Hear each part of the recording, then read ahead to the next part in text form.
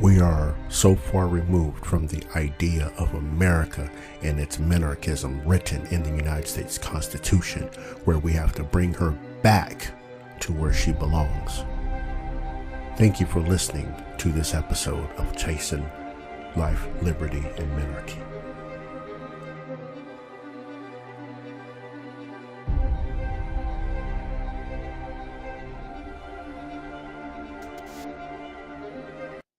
Minarchist of the world over,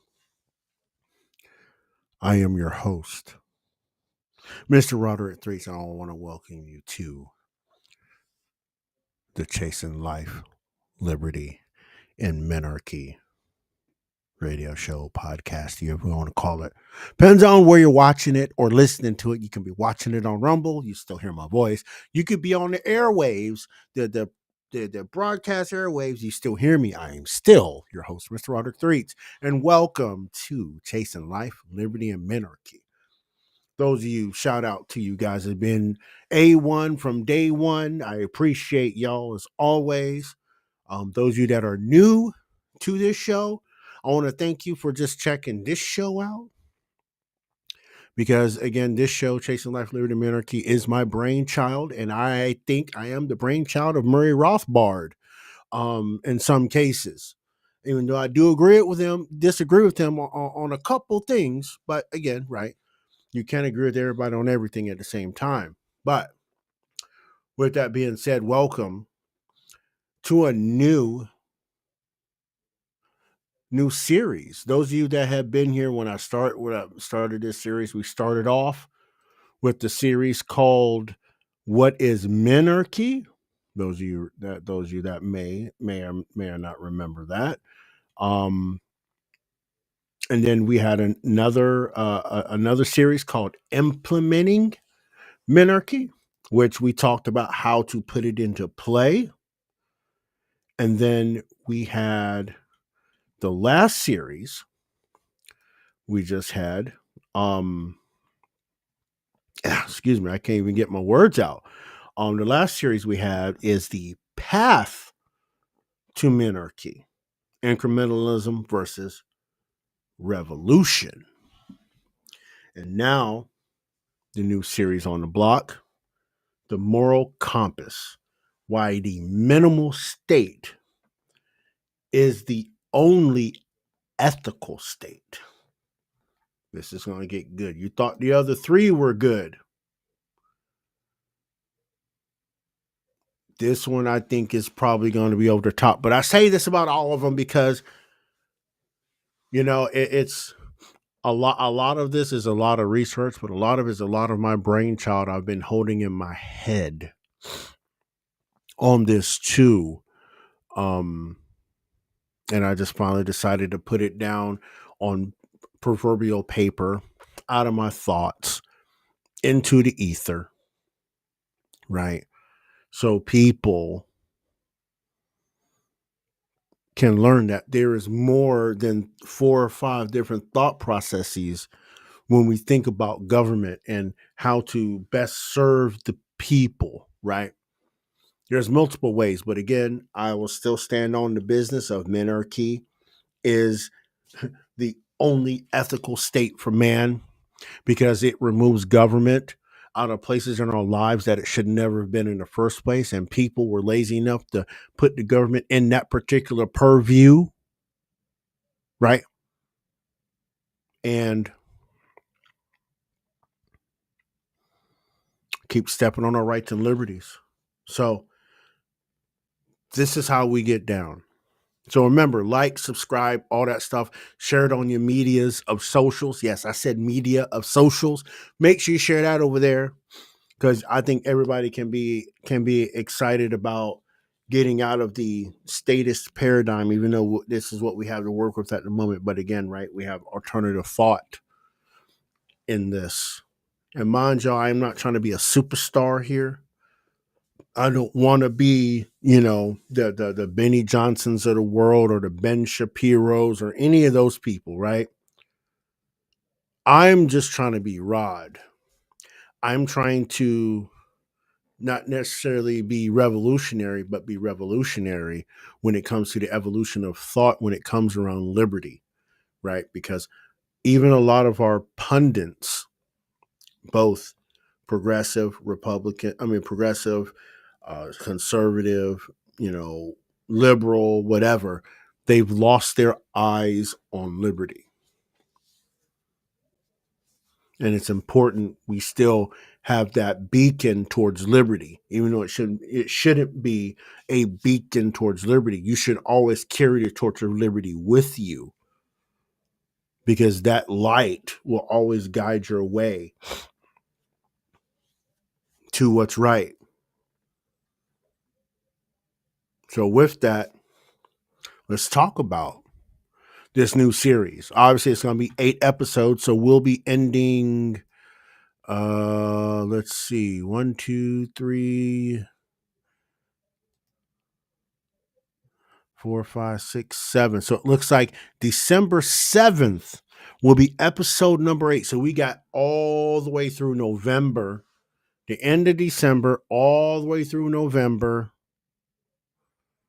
until the start of December. Is going to be 8 weeks. Is that 8 weeks? 1, 2, 3. That'll be 8 weekends. We here. And what better Christmas gift to give people is the positive vibes of Minarchy and being free and freedom and liberties and all kinds of liberties on top of liberties. We need them. But let's talk about what we're going to talk about for the next 8 weeks before we get into actually today's episode, right? So today's episode, we're going to talk about how to start this, right? The rights, our rights as constraints, right? And we're going to get into individual rights, things of that nature, natural rights, all of that, right? Episode 2, we're going to talk about the morality of force. And y'all kind of have an idea where this is going, right? The non-aggression axiom, right? Or non-aggression principle, right? Episode 3, we're going to talk about taxation being theft, right? And the moral case against redistribution, because that's what taxation is, right? A redistribution of wealth, right?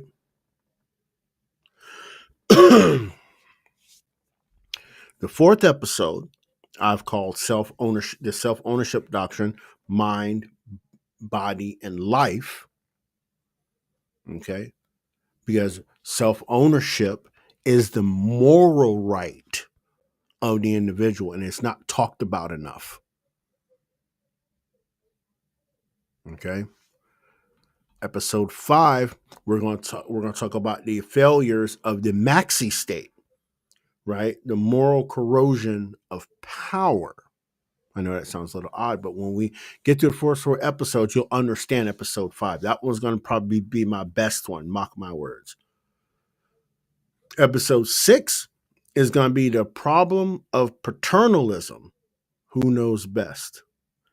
Now, a lot of you haven't heard of paternalism, but it's a concept not hardly talked about because we live it, but people don't know the name of it. So I'll throw an example out there, right? Mandatory seatbelt laws, right? Banning large sugary drinks, right? Paternalism, right, is the state limiting an individual's liberty for their own welfare, the state's own welfare, right? That's what paternalism is. Now that you get it, paternal, if you break it down, paternal, father-like, right? Daddy, government, right? That's what paternalism is, right? Episode 7, we're going to talk about the social contract myth, okay? Consent and legitimacy side of that social contract, right? And last but not least, the last episode, the ethical triumph, sovereignty and responsibility. And I'm sure by the time we get to episode number 8, you will understand completely what that episode is going to mean to you as an individual. So I know y'all ready to get started. So I'm gonna say it again. I'm hyped. I'm hyped for it. Y'all go ahead and do that like and subscribe thing and all that stuff. Do the things. Clicky click. Share it with your peoples as we share the torch of liberty with everybody. We share that light, that positive light that we need. This is why. See, what one of the. This is why I love being who I am, because nothing gets me more excited than liberty, than freedom. Because no man wants to feel like, and I mean woman too. I mean man in its contextual sense. No man doesn't want to feel like they're pinned down and coerced and all these different things all the time. But we have a way out. We have a way out. And I love talking about it. I love talking about it because it's exciting. It's the light we need in this evil world right now. The only way the world's going to be cured is through liberty and freedom. That's the only way we're going to be cured.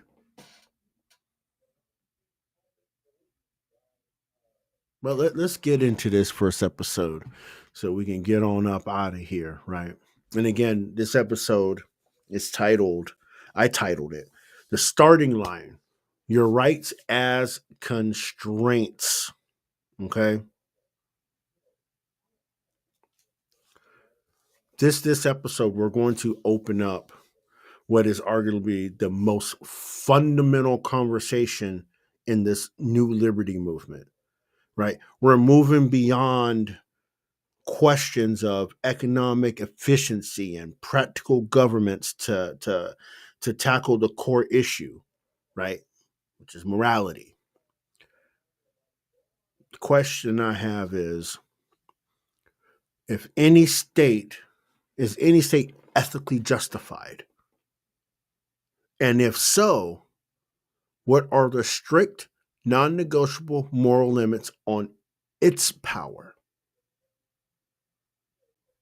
Okay. So, as I stated earlier, over the next 8 episodes, me and y'all, we're going to build the ethical case for minarchy.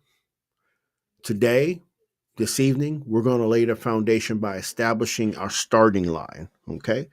The concept of individual rights as unviolable constraints on all actions, including those of the state. So let's define the moral premise, right? Let's define the moral premise, natural rights, right?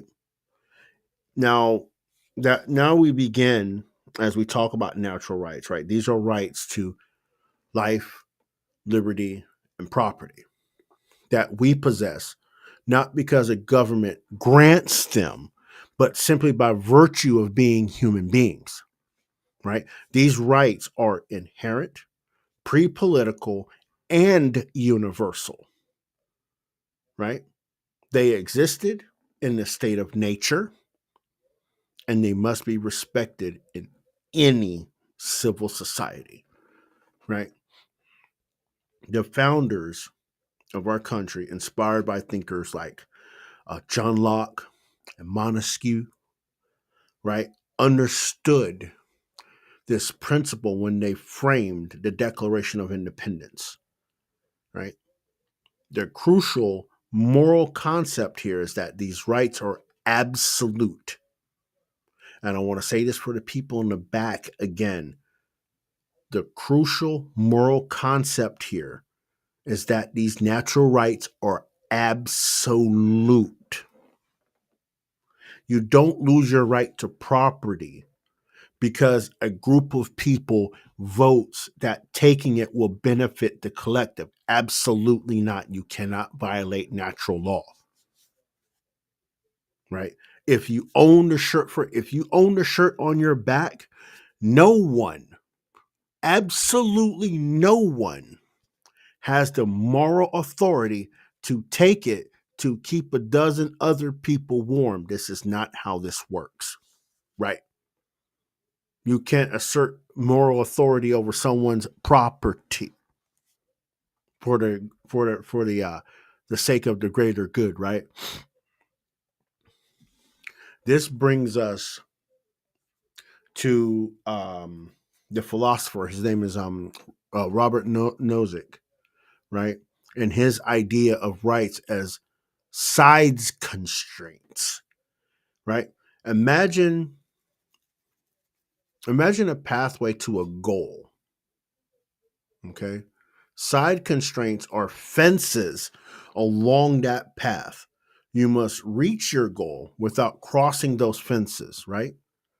Now, in ethics, let's talk ethical a second, right? In ethics, this means the state can pursue the goal of public good or collective welfare, but it must do so without violating individual rights. Even if violating them would lead to a better outcome for the majority. Now, for any state that steps over that fence, that violates the individual's right to property or liberty and is in itself acting immorally, regardless of its intentions. And y'all have heard me a million times say government is immoral. This is part of my argument on why it is immoral, because it will step over that fence because it thinks a group of people, quote unquote, deserves better at behest of even the majority, right? But I digress on that part.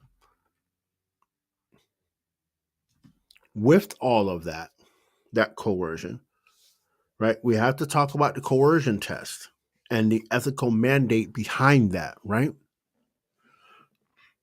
The practical, I would say, the practical moral test of any state action is coercion, right? Think about it. You don't pay your taxes. Who's coming to your front door to collect them? A man with a gun, right? Hmm? At the end, who's coming to collect them taxes? The man with the gun and handcuffs.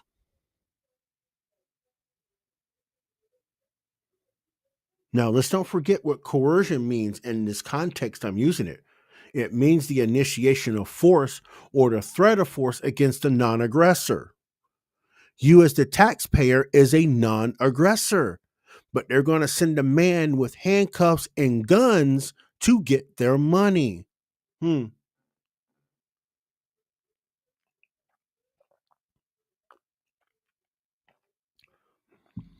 The ethical boundary of the state must be defined by what is morally permissible for an individual to do, right?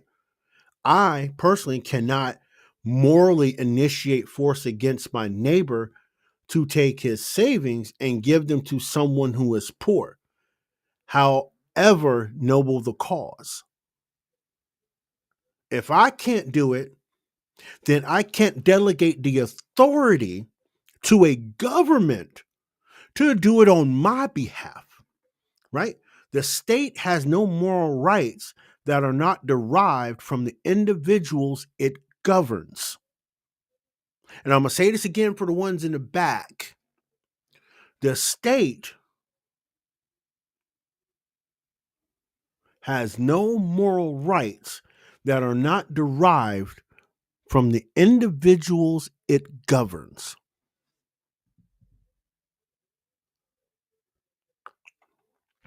And give you an example of that we just actually used 20 minutes ago in the live I was having on TikTok. You know how the other team, or you want to call them the anti-Trump supporters, they called all those people on January 6th domestic terrorists, right?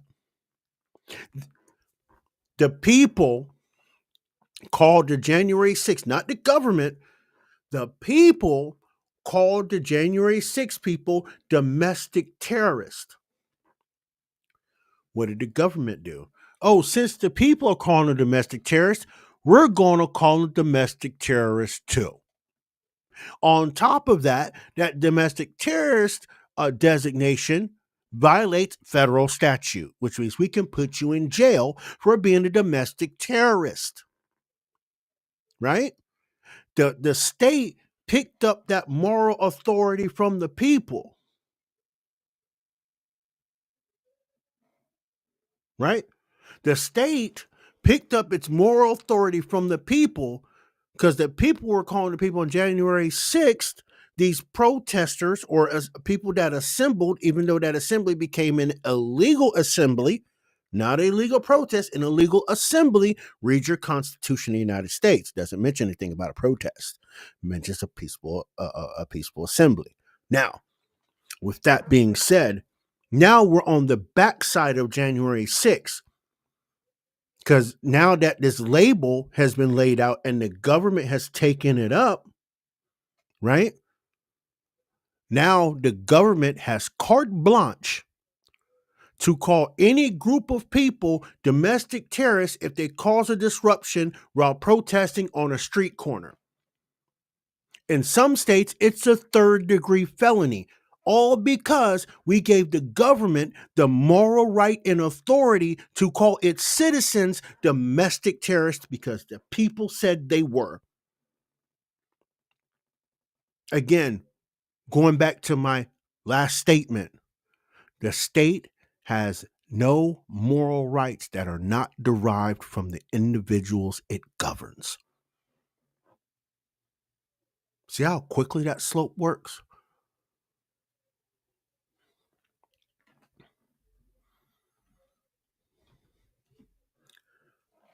But this test, right?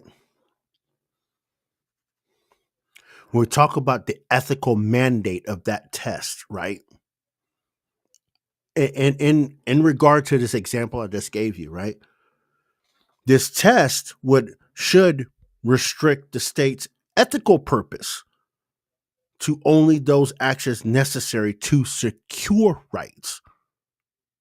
Now, since individuals have the inherent right to self-defense or self-preservation and the right to enforce voluntary contracts made concerning their property, the state's only ethical mandate is to prevent and rectify the violation of these rights by others. This in itself justifies the existence of military, sheriffs and his deputies, and the courts. You notice I didn't say police, right? You notice I didn't say police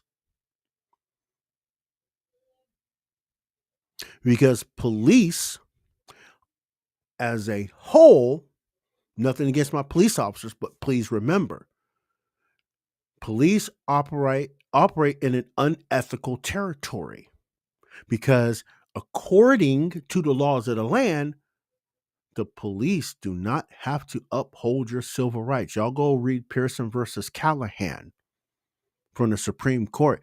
They don't have the obligation to uphold your civil rights or constitutional rights. But you know who does? Your sheriff and your sheriff's deputies have that obligation to uphold that. I want you to remember that.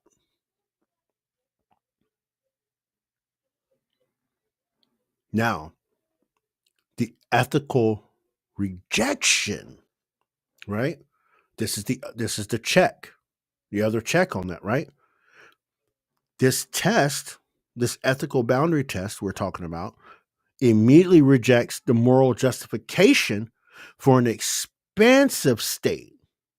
For example, local government anywhere, let's pick a town, Tallahassee, Florida, right? Cannot morally initiate force through, let's say, mandatory taxes to fund a public golf course because funding a golf course is not necessary for the protection of your life, liberty, or property. It is an act of coercion from non defensive purposes, and therefore it is morally unjustifiable.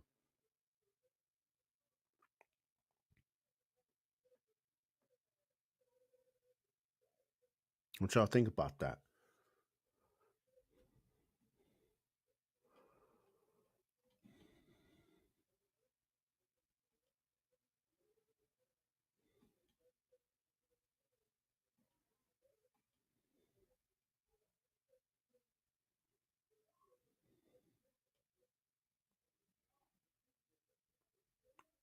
From that, let's talk about the minimal state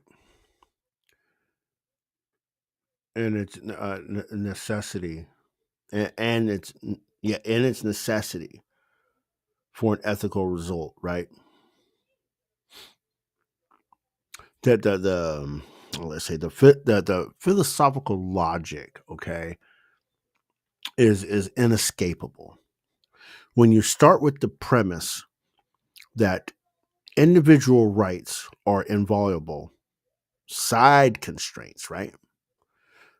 The only state that can be ethically justified is the minimal state, or what I call, and many of us like myself, minarchy. Because any state that expands beyond the protections of these rights to provide welfare, education, healthcare, or economic regulation must initiate force, though it be taxation or mandatory compliance, against citizens who have not agreed or aggressed against anyone. It is using its protective function, right? And that protective function is the monopoly on force to commit acts of coercion that individuals could not morally commit themselves. For example, consider public schools, right? Which is often funded by a mandatory property tax, right? A childless couple or a couple who chooses to homeschool, right? Which I deem as an ethical choice fully within any couple's rights to do that has children, right? Is still coercively taxed to fund a public school system they do not use, right? The purpose of this taxation is not defense against aggression, it is to fund a specific social service.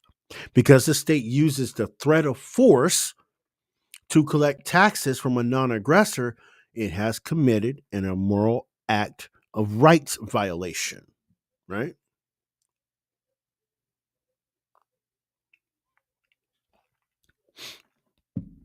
The ethical justification for minarchy is thus not primarily practical, but it's moral. The minimal state is the only structure that respects the fundamental dignity and autonomy of the individual by treating their rights as absolute constraints. It is the only state that passes the coercion test.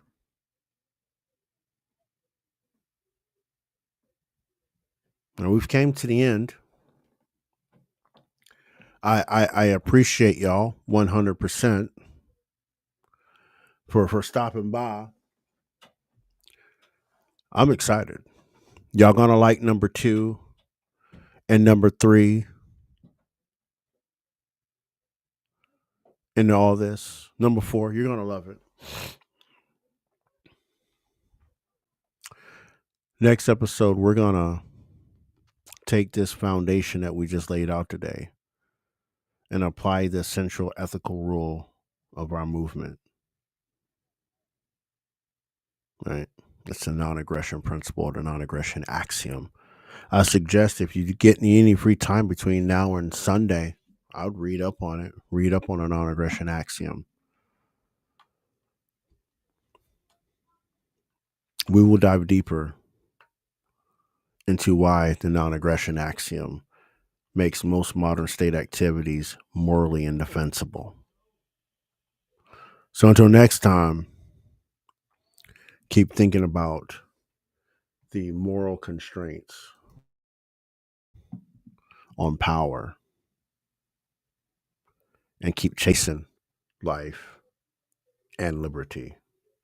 Remember, people, love your neighbors, love yourselves, and love your family. But ultimately, please remember, love yourselves. Self care is important. If you don't take care of yourself, you can't take care of others. Until next time, y'all, peace and love. We'll see you on Monday.